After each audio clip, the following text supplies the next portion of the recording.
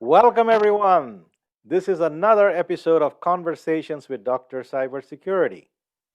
I'm Dr. Mansur Hasib, and this evening, my first guest is Dustin Freeman. Good evening, Hasib. As the doctor mentioned, I'm Dustin Freeman. I was a student of Dr. Hasib's in a previous course, as I'm currently continuing through my cybersecurity master's degree in cybersecurity IT.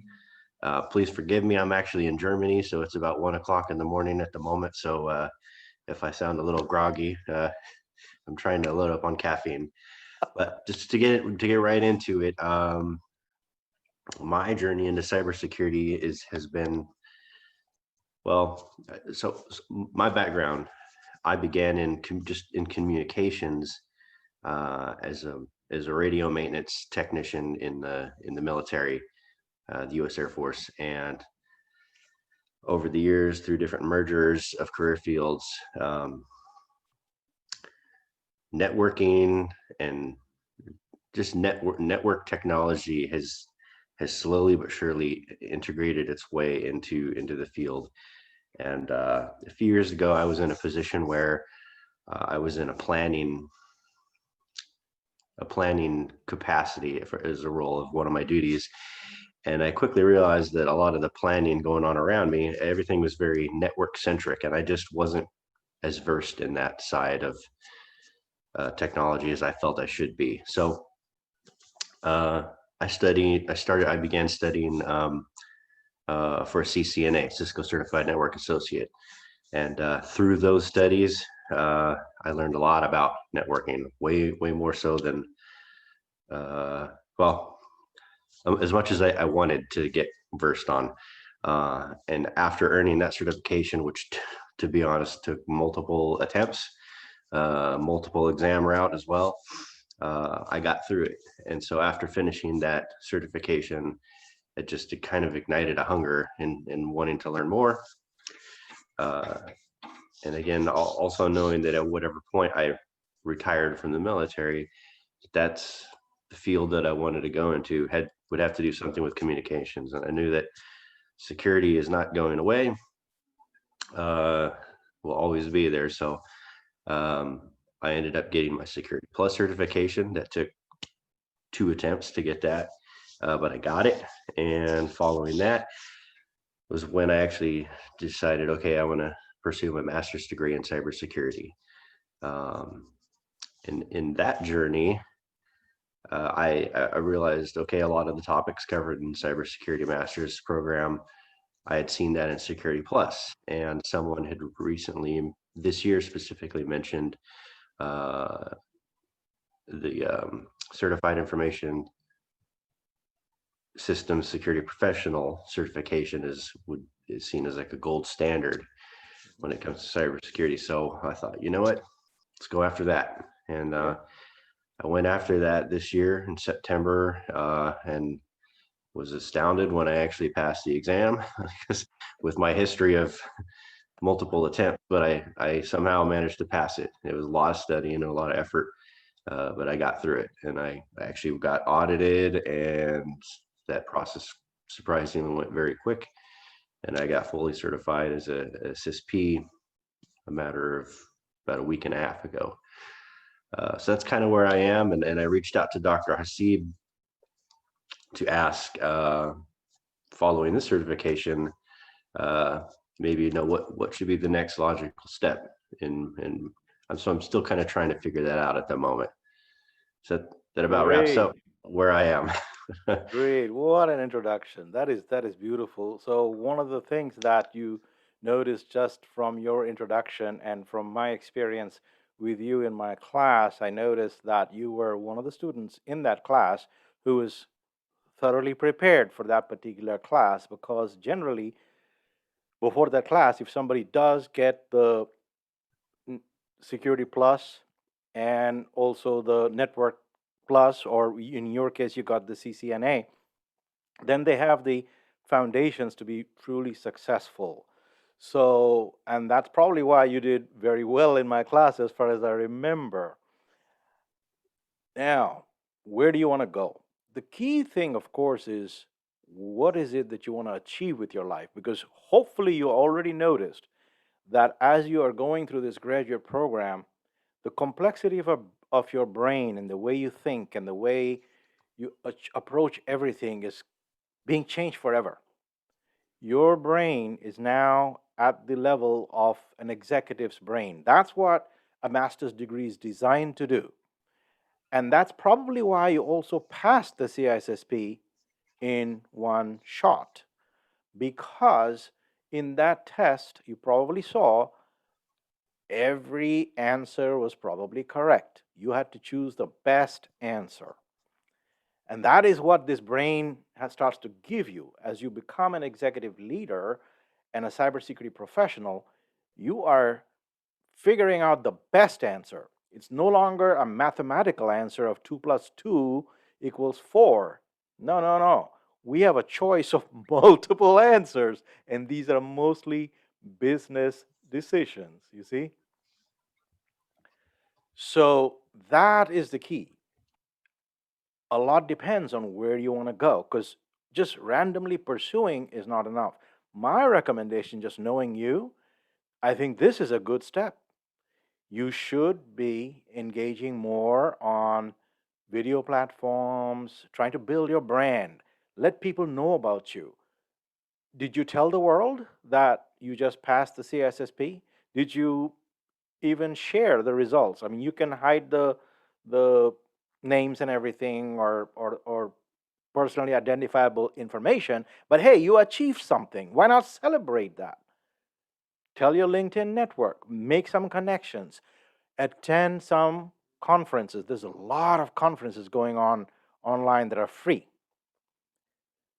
Those are some things that I would recommend. It is also possible that you may find that your intellectual hunger is such that you might even want to pursue a doctoral program afterwards, because there's a serious need in this field for teachers who actually know the field, right? Because you probably are going to see that many people teaching in the field don't have a degree in the field. I was probably one of the few that you met that actually has a Doctor of Science in cybersecurity. Yes, sir. Figure out the goal first. Where do you want to go? What is your goal? Do you know that yet? I'm I am kind of undecided there. Okay. Uh, on one hand, I definitely see with the CSP certification, the management side of it, Mm-hmm. and I'm not opposed to that.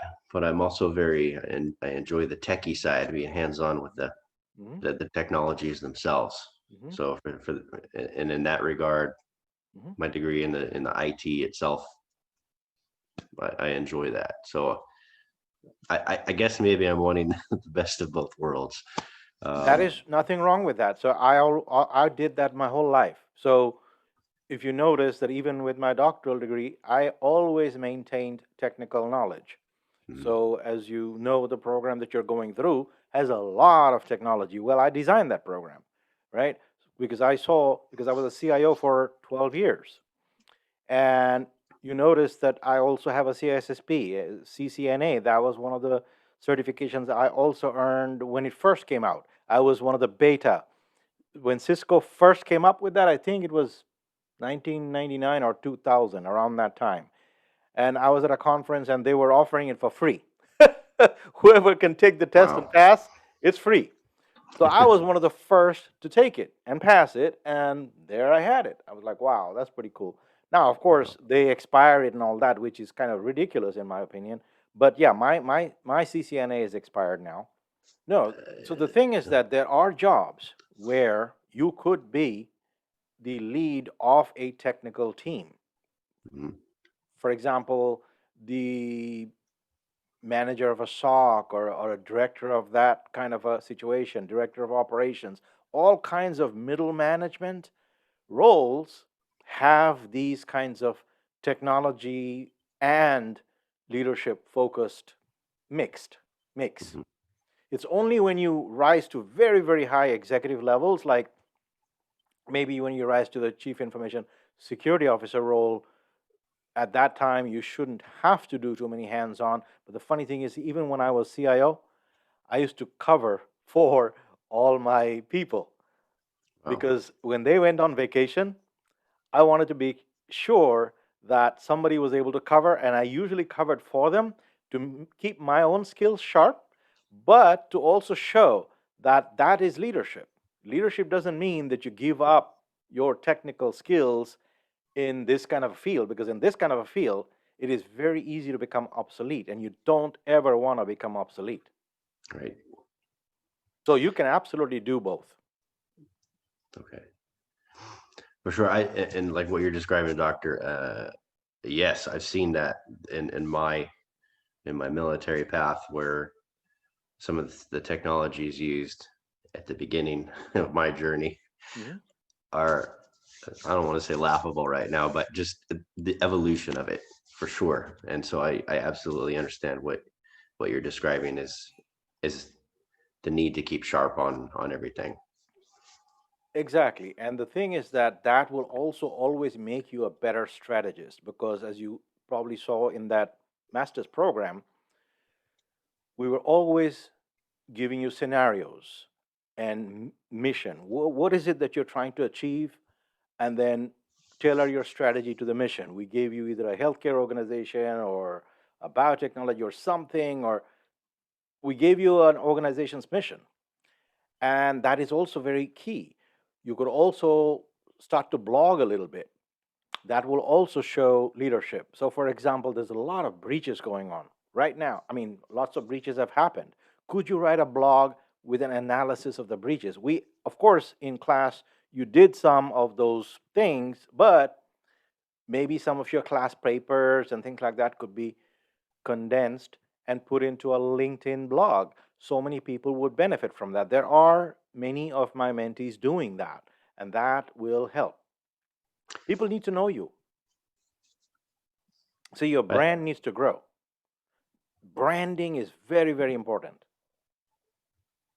That is part of the reason, if you noticed, we also made you write executive reports, executive summaries, do presentations.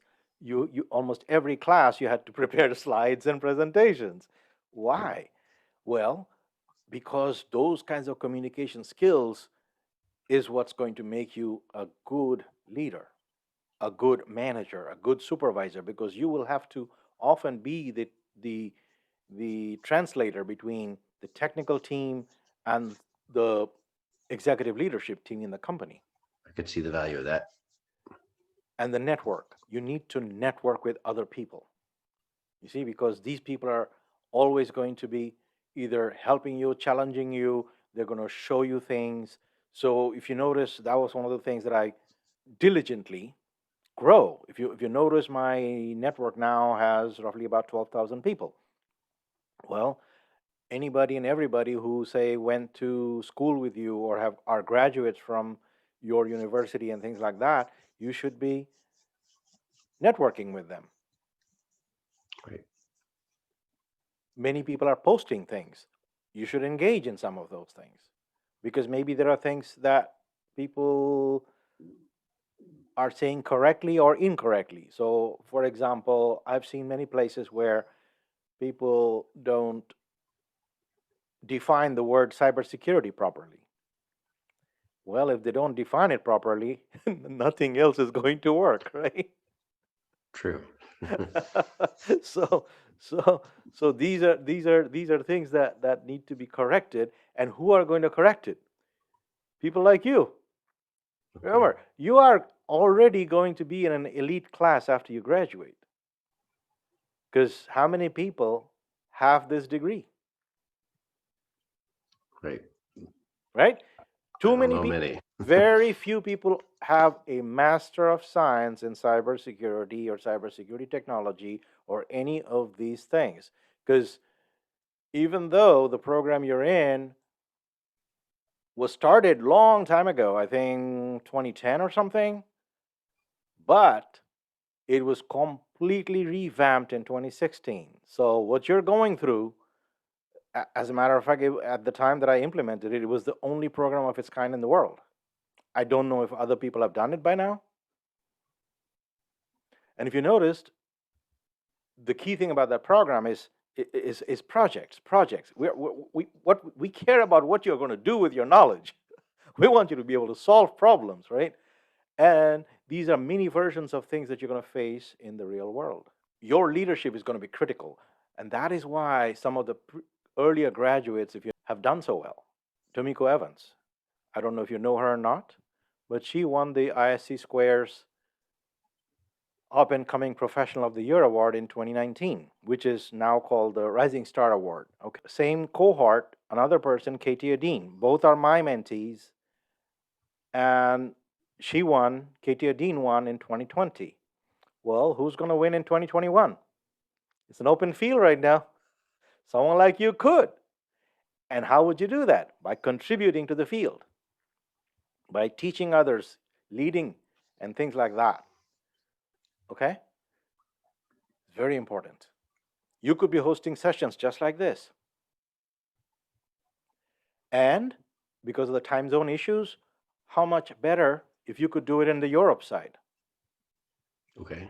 Right? There may be people are doing it in the US side, but you are in a different time zone. Couldn't you be doing it on the Europe side? I don't see why not. Yeah, you don't see why. Absolutely. Absolutely. So this is leadership. Technology is already available to you. The mouthpiece has already been given to us. And most of it is pretty inexpensive or free. So for example, I use this Zoom thing. All right, an annual license for me cost like $150. That's it. And I can do all these things. I can record, I can edit, and I can do my shows with these virtual backgrounds and everything. And this is creating my YouTube channel. You see? And you could start to do that also. What about your YouTube channel? Could you be doing 1 to 2 minute videos and things like that? Or even this video. After I do this, you could upload it to your YouTube channel also. It will be on mine, but there is nothing to prevent you from uploading it to your YouTube either. See? So these are all things you need to think about, because it's all about knowledge sharing. Knowledge sharing is going to make you a leader, and that is also going to give you a separate source of power, because one of the sources of power in any organization is position. But there is this external source of power where you are a brand, and as a result of the brand, people flock to you, and as a result of that, you're able to bring in money to the organization that you belong to. In other words, just by associating with you, the value of the organization goes up.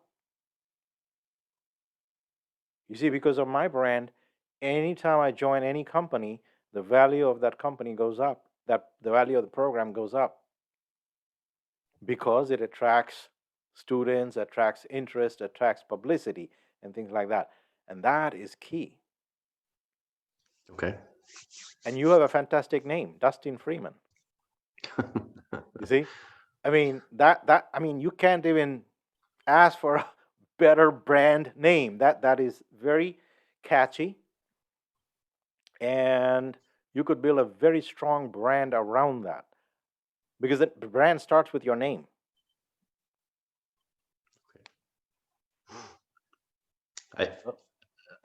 I've definitely heard of the value of branding, specifically through your course, Dr. Hasib. It's just refreshing to hear. I guess I just needed the reminder of that. No, that's wonderful. So it was wonderful catching up with you, Dustin. I really enjoyed chatting with you. You too, sir. And